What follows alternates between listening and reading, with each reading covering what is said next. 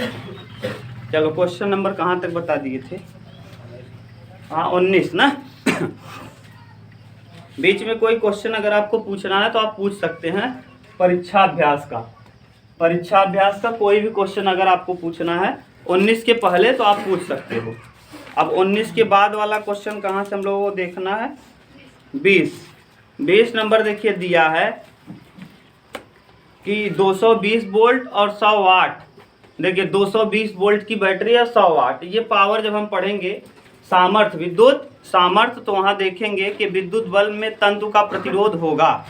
तंतु का प्रतिरोध कहाँ है ये आप लोग छोड़ दो यहाँ। क्यों छोड़ देना है? क्योंकि अभी आपको ये सूत्र पढ़ाया नहीं है, P बराबर पावर सामर्थ्य न। जब आप लोग पढ़ेंगे इसके पहले उस विद्युत धारा का ऊष्मीय प्रभाव, तो वहाँ हम लोग पढ़ लेंगे P बराबर W बराबर V इंटू टी, तो वहाँ निकालना सीखेंगे। अभी आपके यहाँ नहीं है, ये पढ़ाया नहीं है, इसलिए छोड़ दो। इस क्वेश्चन को आप कब पूछना? जब हम लोग क्या पढ़ेंगे इसके, हाँ विद्युत सामर्थ्य पढ़ लेंगे। ठीक, तो विद्युत सामर्थ्य पढ़ने पे आप पूछ सकते हो, चाहे जिसको जो पूछना है। ये वाला छोड़ दे रहे हैं और आप कहो तो हम यहाँ डायरेक्ट करवा दें, लेकिन करवाने से कोई मतलब है नहीं। ठीक, तो इसीलिए जाने दो। और अगर आप कहो तो हम देखो ये P बराबर दिया है कितना, देखो 20वां क्वेश्चन है, यहाँ बता दे रहे हैं, लेकिन सूत्र आप पूछोगे तो हम नहीं बताएंगे। P बराबर दिया है कितना, 100 वाट। P बराबर 100 वाट, यानी इसका सामर्थ्य है 100 वाट का बल्ब है। और दिया है V, कितने वोल्ट का बैटरी है भैया? 220 वोल्ट की बैटरी है। वोल्ट जो भी है 220 वोल्ट बहता है और 100 वाट खर्च होता है। तो आपसे R पूछा है, R बराबर होता है V स्क्वायर अपान P। अब आप कहेंगे V स्क्वायर कहाँ से आया, P कहाँ से आया, इसीलिए कह रहे हैं। अभी केवल जान लो, R बराबर प्रतिरोध पूछा था, तो प्रतिरोध निकालने के लिए ये सूत्र रख दीजिए। V का वैल्यू दिया है 220 गुणे 220 और बटे P, P का मतलब 100। 1 0 से 1 0, 1 0 से 1 0, 22 वैसा हमें 484 ओम। प्रतिरोध का मात्रक क्या होता है? ओम। ये होगा R, रेजिस्टेंस यानी प्रतिरोध। ठीक, ध्यान से सुन लो, ये इतना प्रतिरोध होगा, यही कहा है। लेकिन अब आप कहेंगे सर जी ये कहाँ से आया ना? तो अगला चैप्टर जब आप पढ़ेंगे विद्युत सामर्थ्य, विद्युत सामर्थ्य यानी वहाँ हम लोग निकालना सीखेंगे W बराबर V इंटू टी ना। वहाँ सब कुछ है VIT, तो वहाँ हम लोग ये सीख लेंगे कहाँ से कैसे आया है।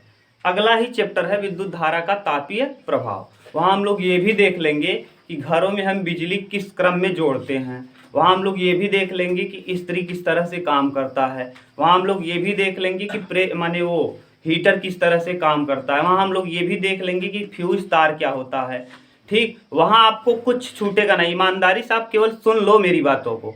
आप 80% नॉलेज आपको घर का, लाइन का सब कुछ हो जाएगा। वहाँ ये भी देख लेंगे AC करंट क्या होता है और DC करंट क्या होता है।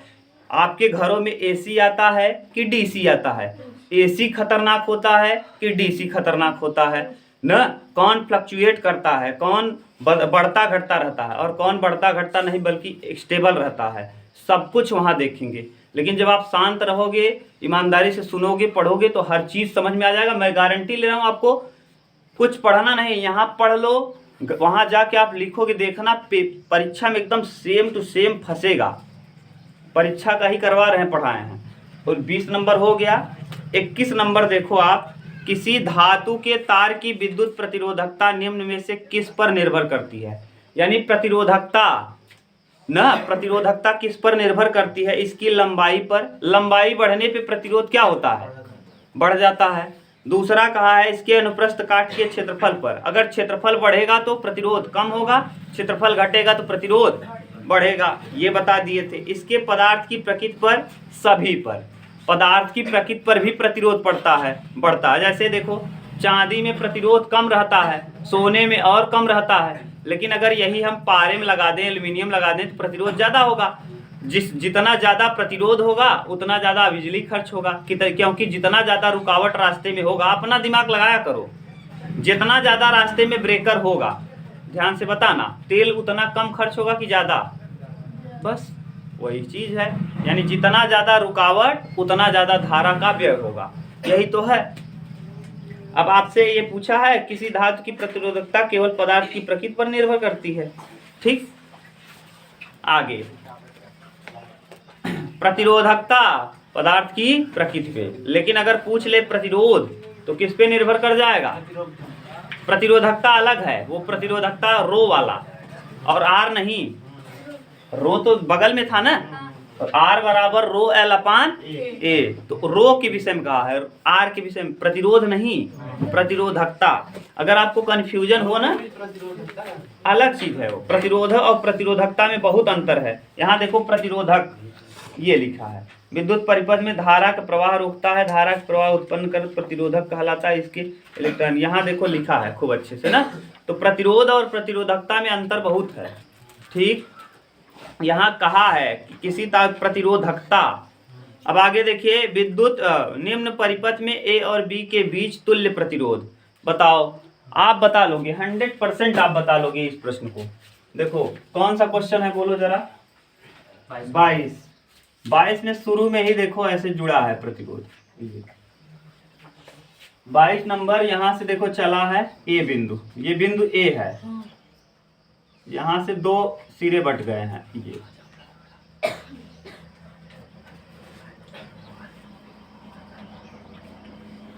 ये देखो। अच्छा ये बताओ, आप किसी रास्ते से चलो, इसी तरफ से चलोगे या इसी तरफ से चलोगे? अगर यहाँ से चलोगे तो यहाँ देखो दो रास्ते बट जाएंगे, है कि नहीं? ध्यान से समझो।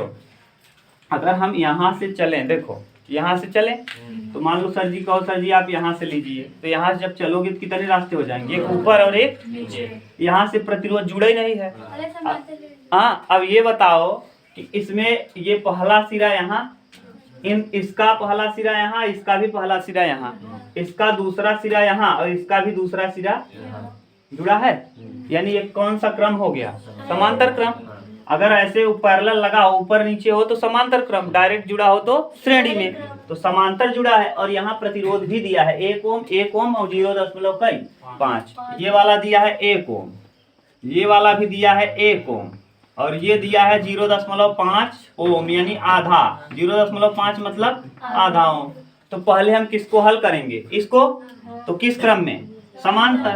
तो समांतर के लिए हम डायरेक्ट लिख रहे हैं आर तुल्य। अब आपको इतना तो समझ में आना चाहिए, आर तुल्य 1/1 धन 1/1, तो कितना आ जाएगा? 1 कितना? 2, कितना ओम? 2 ओम का। अब ये कैसे जुड़ गया जानते हो? ये आपने इन दोनों को जोड़ के कैसा कर लिया? एक कर दिया। ये दोनों को आपने मर्ज कर दिया, जोड़ा। जैसे ही आप जोड़े देखो ये ऐसे बन गया। ये कितने ओम का दोनों मिलके हुआ? 2 ओम का। तो ये 2 ओम वाला हो गया। और इधर कितने ओम का है? हाँ 0.5 या 1/2। अब ये कौन सा क्रम हो गया जरा बताओ हम बोल। कौन जोड़े ना उदय का तोरे भाई? उन्हें तू रच्ची बताओ अगले से। एक रुपया कई रुपया हो नहीं बतावा। वहां कनवा चिल्ला दे फटिए कनवा में। बदतमीज।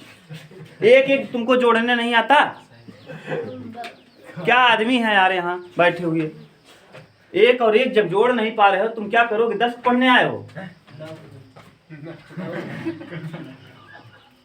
अब इसको क्या बताएंगे बताओ। 1/R1 मानी 1, 1/R2 माने 1 और 1 लसा लेंगे 1 आएगा, 1 2, 2/1 यानी 2 ही होगा।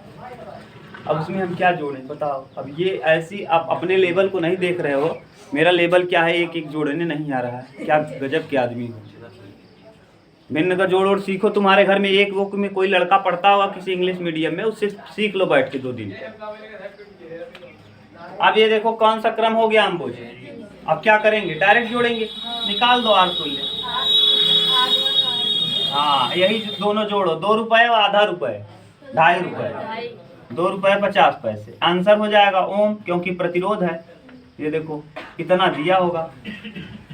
बस सिंपल है यार, बस समझना है किस क्रम में है, जोड़ते चले जाओ बस। आप कौन सा बताना है जरा देखो। जो भी आपको पूछना हो पूछ सकते हो, आप फ्री हो।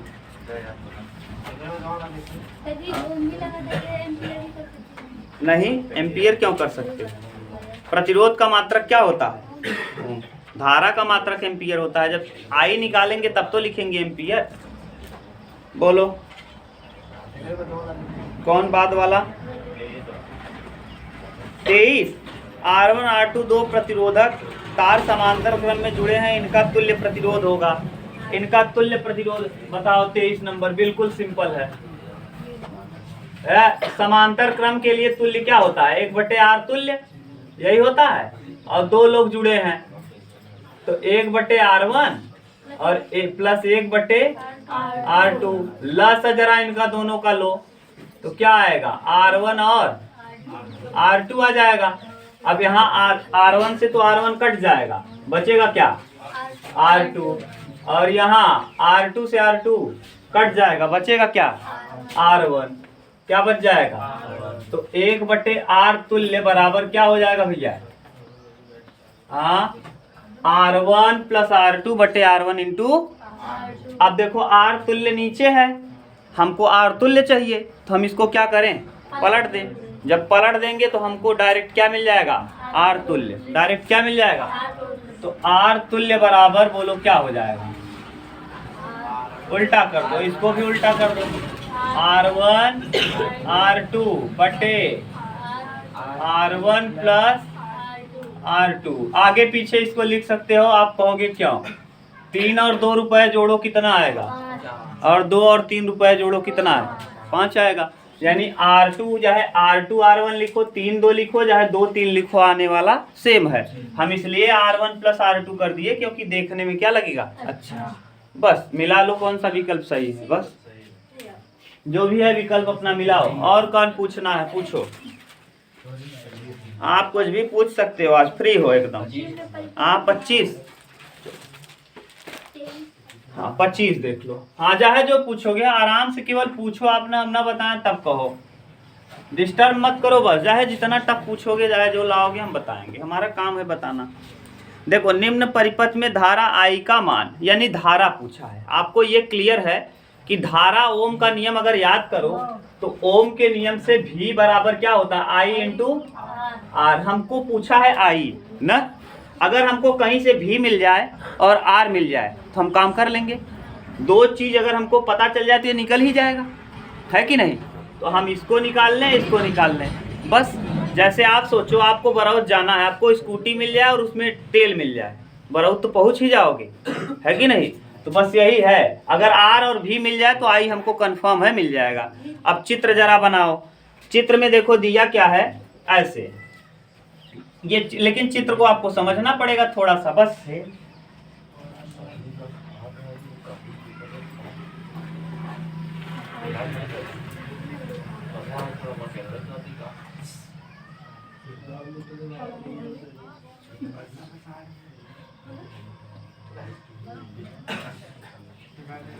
देखो ये 2 ओम नीचे है और 2 ही ओम ऊपर है। अंबुज तुम्हें बताओगे, ये तुम्हारा नंबर है। बताओ किस क्रम में जुड़ा है प्रतिरोध? ये दोनों प्रतिरोध किस क्रम में जुड़े? श्रेणी है। हाँ याद रखो ठीक से, समांतर क्रम जुड़ा है। क्यों ये बताओ? क्योंकि इसके दोनों प्रतिरोध, पहले दोनों प्रतिरोध एक जगह और इसके दोनों दूसरे दोनों प्रतिरोध कितनी जगह जुड़े हैं। अब समांतर क्रम में पहले पूरा R हल कर लेंगे तो R तुल्य निकाल लो, यही बगल में R तुल्य। अगर हाँ 1/R तुल्य ऐसे निकालते हैं क्योंकि समांतर क्रम में बटा बटा सब रहता है। तो R1 कितना है? 1/2 और R2 भी कितना है? 1/2 है। अब देखो 2 और 2 लसा लेंगे तो 2 ही आ जाएगा। अगर नीचे सेम चीज हो तो लसा वही आ जाता है। और 2 का गुणा 1 में करेंगे, 2 1 क्या 2, 2 1 क्या 2, यानी देखो 1 और 1 बच जाएगा। क्यों? क्योंकि 2 से 2 कटेगा और कटने पे 1 आएगा। 2 1 क्या 2, 1 का गुणा 1 में करेंगे 1 और फिर 2 1 क्या 1 बार गया, 1 का गुणा 1 में करेंगे 1, 1 1 कितना 2/2, 2/2 कटाओगे तो कितना आ जाएगा? 1 ओम आ गया। 1 ओम R तुल्य का वैल्यू पता चल गया 1 ओम। अब आप इनमें से आकाश को दिक्कत हो गया ना। क्यों? क्योंकि इसको जब पलट देंगे तो 1/1 लिखो तब भी वही आएगा। जैसे 1 ऊपर आएगा 1 नीचे आएगा, पलटोगे तब भी 1 ऊपर जाएगा 1 नीचे आएगा। 1/1 को पलटो, 1/1 अगर है इसको पलटो 1/1 ही आएगा। तो इसीलिए एक डायरेक्ट लिख दिए। अभी कहोगे एक कहाँ से आ गया, समझ गए? हाँ, 1 ओम। यानी कुल मिला के अब अंबुज ये पता चल गया कि इस जो प्रतिरोध है दोनों को हल करने पे, ये दोनों देखो हम जोड़ दिए, इसको दोनों को क्या कर दिए, जोड़ने पे क्या पता चल गया, 1 ओम का, ये मिल गया 1 ओम का। और बैटरी जुड़ गई है इसमें, इसमें कितने वोल्ट की बैटरी जुड़ गई है? नहीं, बैटरी 2 वोल्ट की बैटरी है। और कितने ओम का प्रतिरोध है? अच्छा, धारा अब आपसे पूछा है, धारा पूछा है तो V बराबर होता क्या है ओम के नियम से, I इंटू, और तो V का वैल्यू कितना दिया है 2, I निकालना है, R का वैल्यू आपने अभी निकाल लिया। 1 का भाग किसी में 2 आना वही है, 2 ही आएगा। 2 में 1 का भाग 2, 1 का 100 भाग 2, 100 ही आएगा। 200 भाग 2 वही आएगा। यानी कुल मिला के I बराबर कितना आ जाएगा 2, और धारा है तो एम्पियर, धारा का मात्रक क्या होता है तो एम्पियर, 2 एम्पियर। बोलो कहीं दिक्कत हो बताओ, 2 एम्पियर यही पूछा था। प्रतिरोध क्या ज्ञात कीजिए, धारा, धारा हम V निकाल लिए, R निकाल लिए, I निकल गया अपने आप, उतारो। कहीं कंफ्यूजन हो तो बोलो आप, नहीं ना, बिल्कुल सिंपल तो था।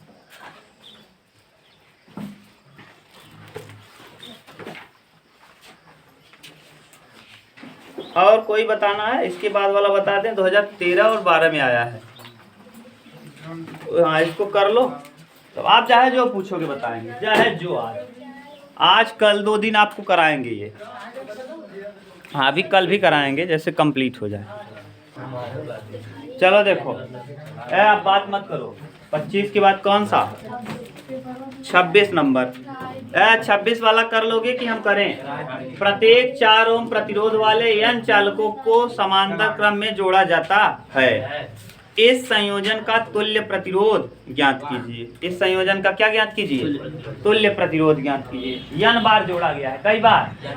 n बार जोड़ा गया है। देखो जरा ध्यान से, जैसे अगर समांतर क्रम में जोड़ा गया है तो 25 के बाद 26 है, 25 है, कौन सा था है?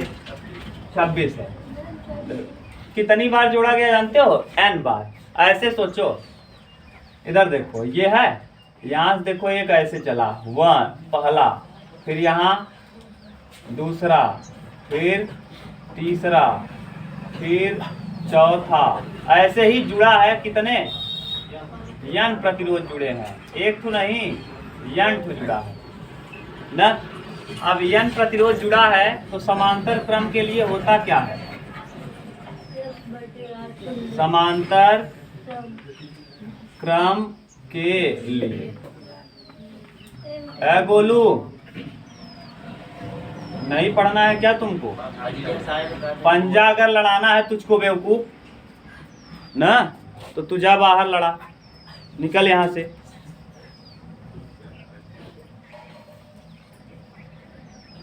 इतना शौक है ना तो अपने, अभी मैं उल्टा बोलना नहीं चाहता, नहीं बोल दूंगा अभी ना तो बहुत मिर्ची लगेगी।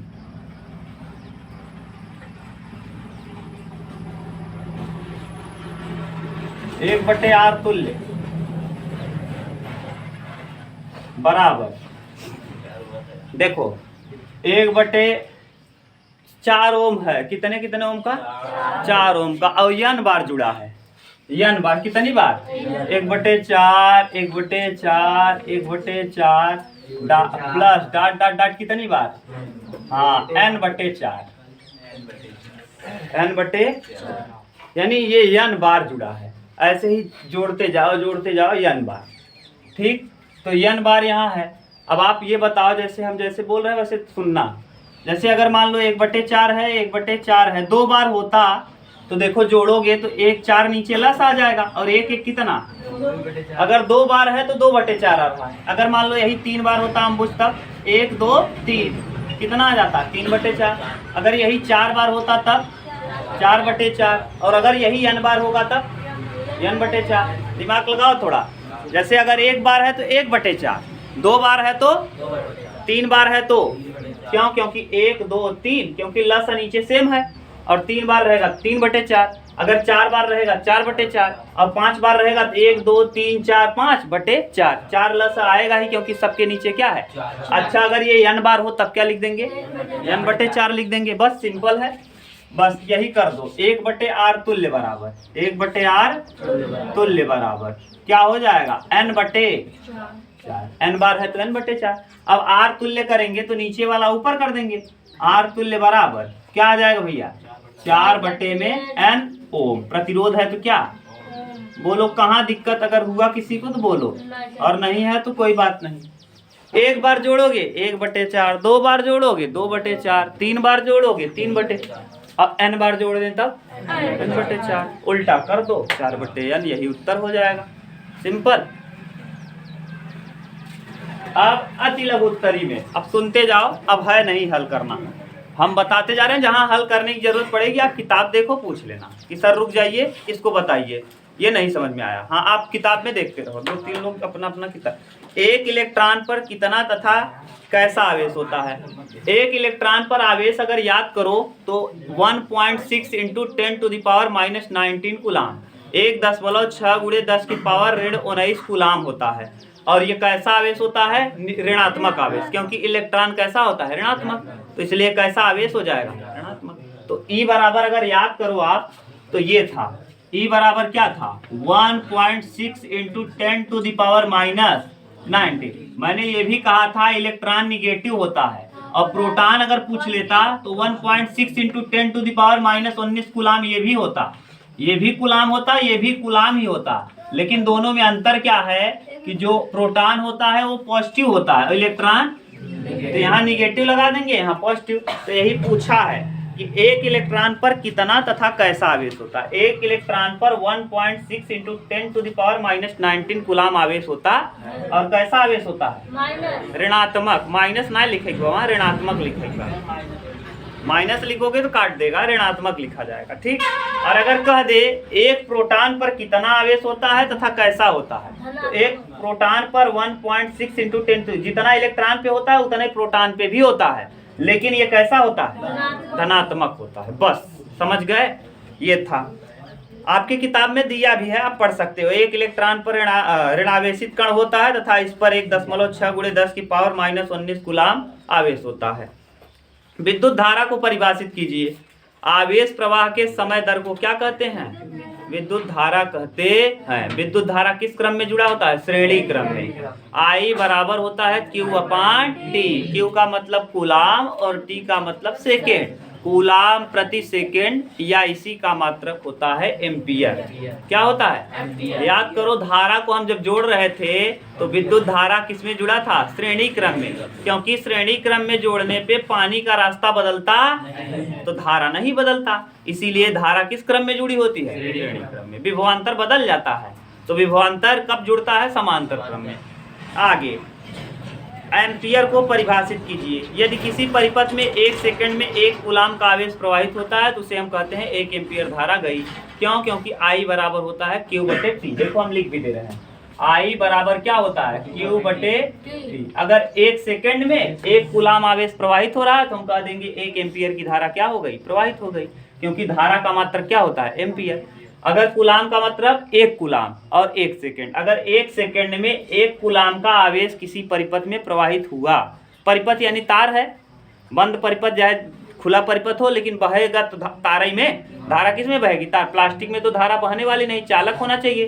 तो अगर 1 सेकेंड में 1 कूलाम का आवेश किसी परिपथ में बह जाता है तो कहते हैं कि 1 एम्पियर का करंट क्या हो गया, प्रवाहित हो गया। और 1 एम्पियर बराबर भी बताए थे 6.25 इंटू 10⁻18 कूलाम, याद करो ये बता दिए थे ना। 1 एम्पियर अगर आपको एक बार झटका मार दे तो यानी कितने कूलाम का आवेश प्रवाहित कर देगा, हाँ 0.625 इंटू 16 बार 0 बार देगा धड़ाक से, इतना अब सोचो करोड़ों में घुस जाएगा आपके अंदर आवेश, 1 इलेक्ट्रॉन अगर 1 एम्पियर की धारा मार दी, ठीक। इसीलिए झंझना देता है एकदम, समझ गए। अमीटर क्या है, अमीटर अभी आपको याद करो, जब आपको समरसेबुल चालू करने वाला बताया था तो ये बताया था क्या कि जब आप जाते हो समरसेबुल चालू करने तो वहाँ 2 निशान मिलता है, एक A लिखा रहता है, एक V लिखा।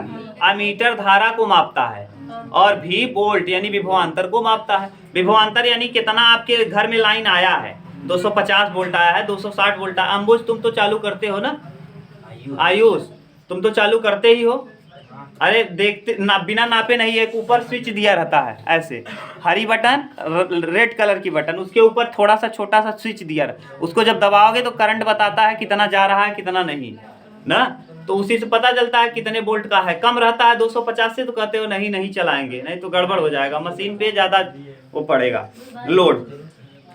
आवेश के प्रवाह की दृष्टि से पदार्थ कितने प्रकार के होते हैं? 3 प्रकार के। या तो चालक होगा जिसमें तार धारा प्रवाहित हो जाए, या तो अर्धचालक होगा तनी तनी धारा प्रवाहित हो, या तो कुचालक होगा, जैसे प्लास्टिक है कुचालक है, लकड़ी है कुचालक है ना, ईंट है कुचालक, इसमें धारा जाएगी नहीं। लेकिन पेंसिल का नोक ले लो तो उसमें धारा प्रवाहित होगी लेकिन तेजी से नहीं, तनी तनी। सिल्वर है ना, आपको जर्मेनियम बताए थे, सिलिकॉन बताए थे, ये धारा को क्या करते हैं प्रवाहित करते हैं लेकिन तनी तनी, थोड़ा थोड़ा करंट को, ठीक। और एक तो आप जानते हो एल्यूमिनियम ले लो, लोहा ले लो, तो आपको बहुत भयानक क्या मार देगा। हाँ ये पढ़ा दिए हैं, याद करो। 3 प्रकार का, चालक, कुचालक और अर्धचालक, या कुचालक को अचालक भी कहते हैं। विभवांतर की परिभाषा दीजिए। विभवांतर बता दिए हैं, किसी धारावाही परिपथ में 2 बिंदुओं, यानी विभवांतर किसे कहते हैं? एकांक आवेश को एक बिंदु से दूसरे बिंदु तक ले आने में किए गए कार्य को विभवांतर कहते हैं। एक बिंदु को इस बिंदु से इस बिंदु तक एकांक आवेश को उठा लाओ, एकांक आवेश को एक बिंदु से दूसरे बिंदु तक ले आने में किए गए कार्य को विभवांतर कहते हैं। इसे डेल्टा V से प्रदर्शित करते हैं। डेल्टा V बराबर होता है W/Q, जहां W का मात्रक होता है जूल और Q का मात्रक होता है कूलाम, जूल प्रति कूलाम, और इसी को हम वोल्ट कहते हैं। क्या कहते हैं? वोल्ट। और विभवांतर समांतर क्रम में जुड़ा होता। बताओ, परिभाषा नहीं रटवाए थे, बताए थे। आगे कह रहा है क्यों विभवांतर कार्य में संबंध। अब विभव में संबंध V बराबर W/ क्या होता है? Q। V बराबर W/, वही पूछा है। अब आगे ओम का नियम बता दिए थे। ओम का नियम तब लगता है जब तार की लंबाई, तार की प्रकृति, उसका क्षेत्रफल नहीं बदलता। याद करो, ओम के नियम में ये लिखवाए थे, यहाँ लिखे थे, ऐसे ऐसे ऐसे किए थे।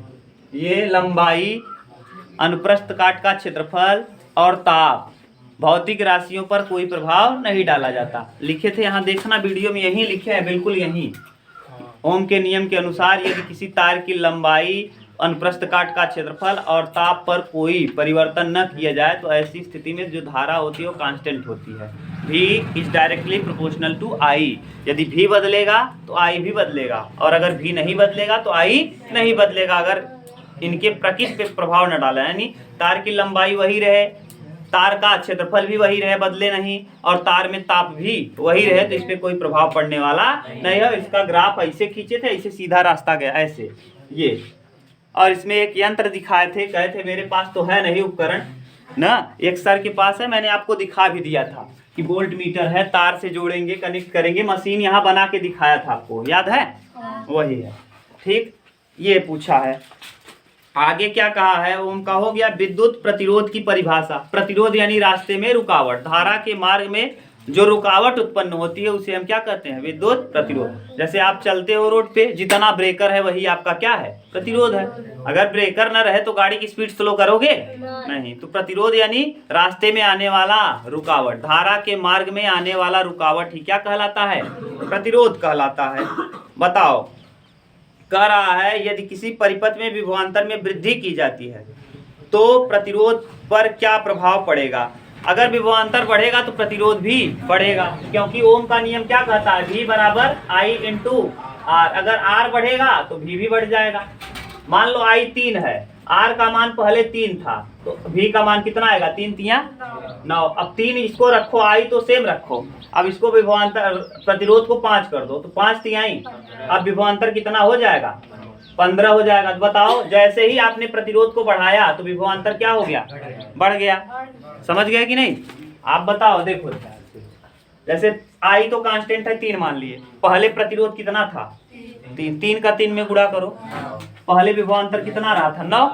अब आपने क्या कर दिया? प्रतिरोध को बढ़ा दिया, कितना कर दिया? 5। अब 5 का गुणा 3 में करो, 15। पहले 9 आ रहा था, अब विभवांतर 15 हो गया। विभवांतर बढ़ा कि घटा? यानी प्रतिरोध बढ़ाने में विभवांतर क्या होता है? बढ़ जाता है। हाँ, तो हमको जिसमें पूछा है वही देंगे अपने मन से, अपने मन का उपयोग हम नहीं करेंगे। हमसे क्या है कि प्रतिरोध बढ़ाने पे विभवांतर पर क्या प्रभाव पड़ेगा, प्रतिरोध बढ़ाएंगे तो विभवांतर भी बढ़ेगा। ठीक, अब धारा से हमसे कोई मतलब नहीं, हमको धारा के विषय में कुछ कहा ही नहीं है। ठीक, इसका मतलब धारा कांस्टेंट है, धारा के बारे में नहीं बोला तो धारा क्या है, स्थिर है, कांस्टेंट है। इसीलिए 3 यहाँ भी लिए थे, 3 यहाँ भी लिए थे। समझ गए? अब आप पूछो ऐसे तो हम कब तक कराते रहेंगे। तो इसमें एक ही बताइए ना। हाँ, जो पूछोगे तो वही बताएंगे। इसमें हल है तो इसमें हाँ, जो हल है उसको छोड़ दें, तुम लोग पूछो जो पूछना हो, पूछो, स्वयं को जाके मांगिए। स्वयं को जांचें। चलो, हाँ देख लो, जो नहीं आता पूछो, आपका मन। तो हम क्या करेंगे, ये हल है। तुम घर पे नहीं करके आओगे तो हम कैसे बताएंगे, बताओ, जहाँ से कहो वहाँ से बताएं। बोलो बोलो, तुम देखो, लाओ दो, तुम बोलो तो। टिक किए और टिक करके मुझे थिमा दो बुक, दो थिमा दो बुक हमको, जितना टिक किए हो वो बता दे रहा हूँ, लाओ।